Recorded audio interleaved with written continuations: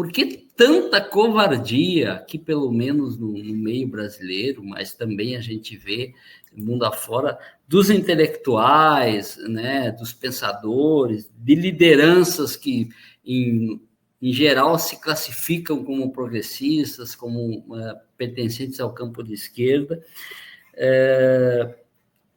E é uma covardia muito grande se expressar publicamente, tomar posição nessa defesa do povo palestino, nessa condenação desse massacre, desse genocídio.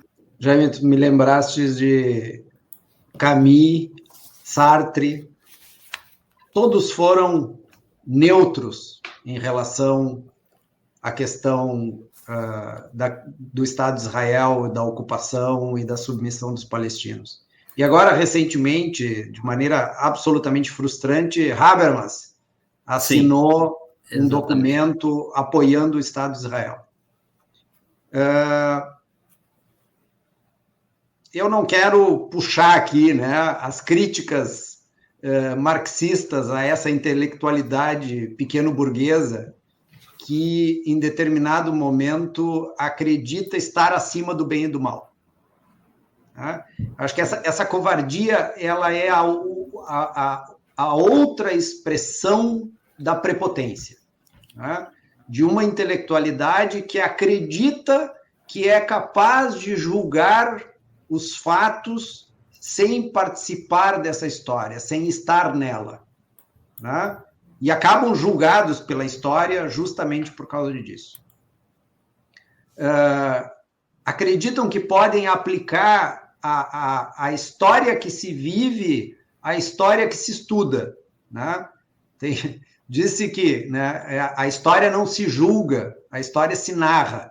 Esses intelectuais pretendem narrar o tempo presente, pretendem narrar a própria passagem pela Terra, pela vida, como se eles não fizessem parte dela. E por isso se satisfazem em narrar os fatos sem participar deles, sem se engajar neles, sem escolher lado, como se estivessem olhando para o passado. Não, realmente, os valores do passado, o momento do passado, é difícil julgar a história, tá?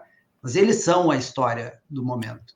Então, me parece que essa covardia, essa aparência de covardia, ela vem de uma profunda prepotência dessa intelectualidade que acredita que pode passar incólume pelo momento histórico como se não fizesse parte dele.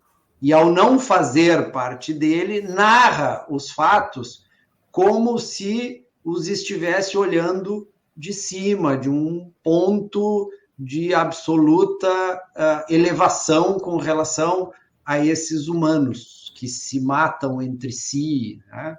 Então, em certa medida, não podemos esquecer também que essa intelectualidade é a intelectualidade forjada no mesmo ambiente que forjou esses supremacistas. Então, ela não consegue fugir daquilo do ambiente em que ela nasceu e produziu seu próprio pensamento.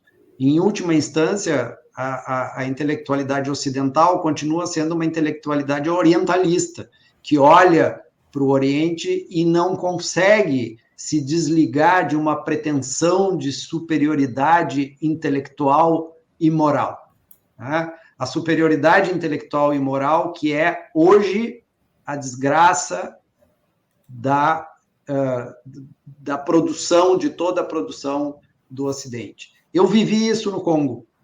Eu vi congoleses, mais de uma vez, nos perguntando o que nós, ocidentais, o que nós, naquele momento, Nações Unidas, ali, né, e eles vivem isso até hoje, pretendíamos ali, brandindo nossos valores supostamente superiores aos deles, né? Então, me parece que essa intelectualidade ela é covarde porque é prepotente.